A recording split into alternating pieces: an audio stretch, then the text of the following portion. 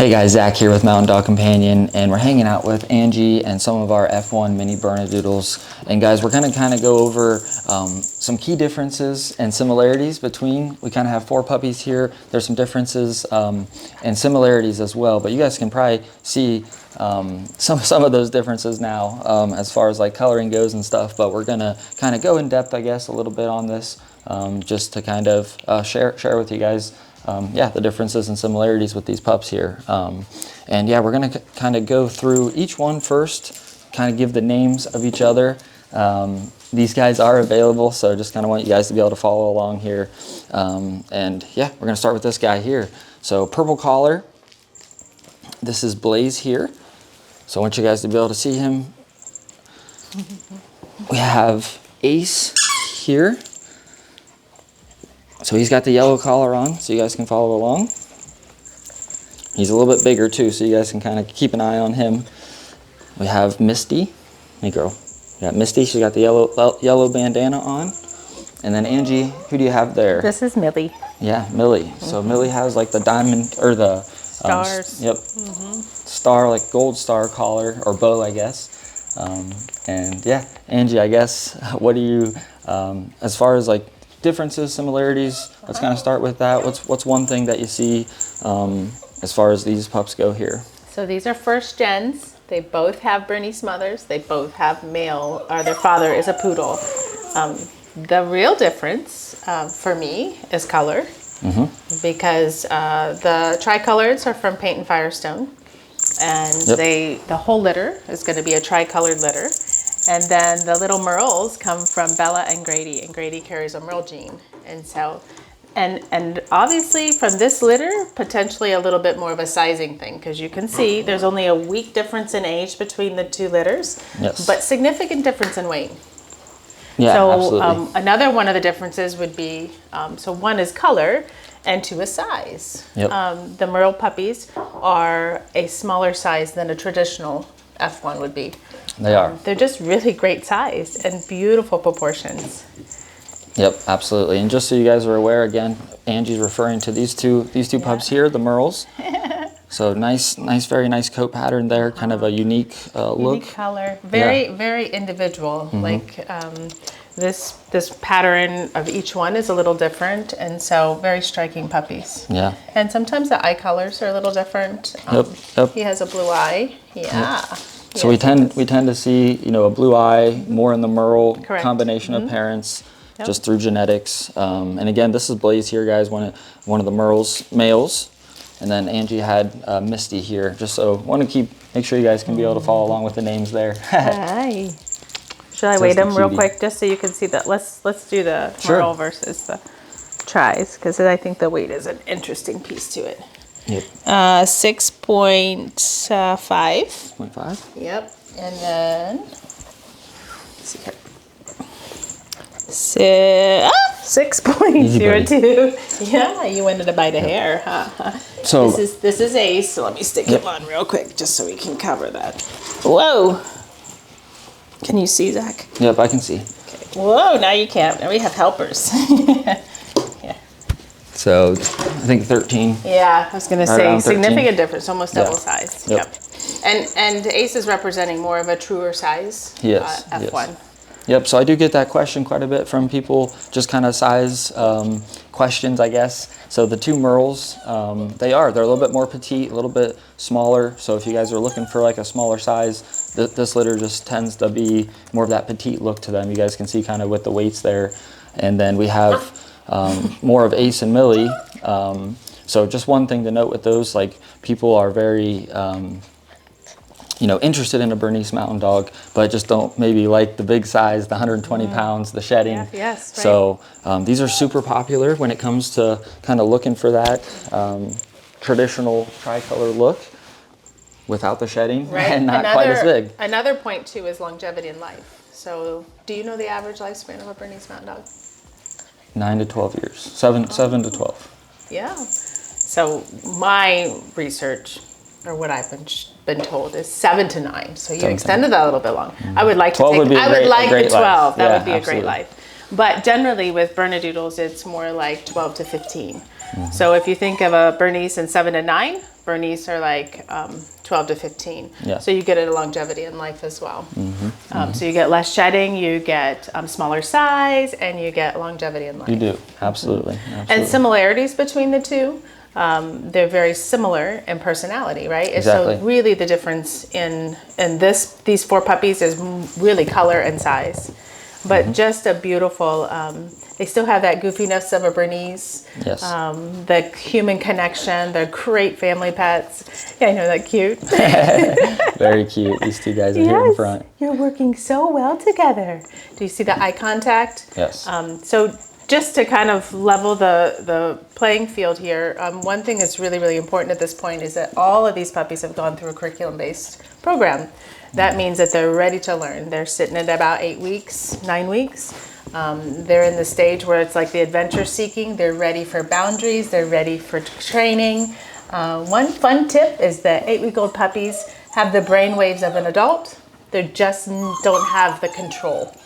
So those boundaries and structure is so important for them. Yeah, absolutely. And I love that you bring that up because, guys, like one of the big questions I get is personality and training, what the puppies have been introduced to, and what training will look like when they come home. So love that you shared that because that does play into molding them, laying that foundation. So I always say we get the first 8 weeks, the families get the next 8 weeks and forever.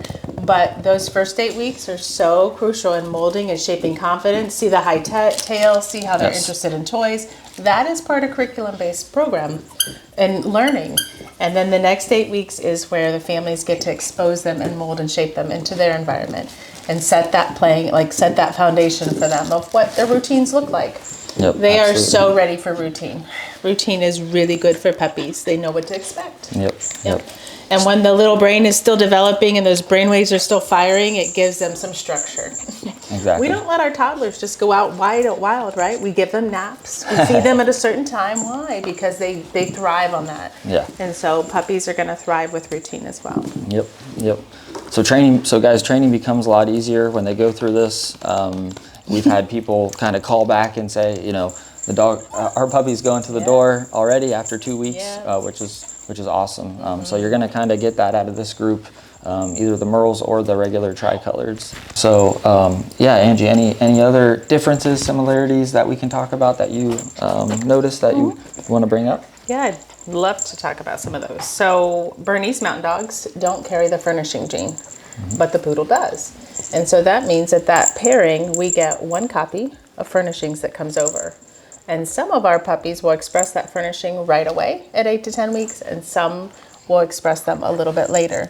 So if we look at these in comparison, again, these are all F1s, so they're all the same generation.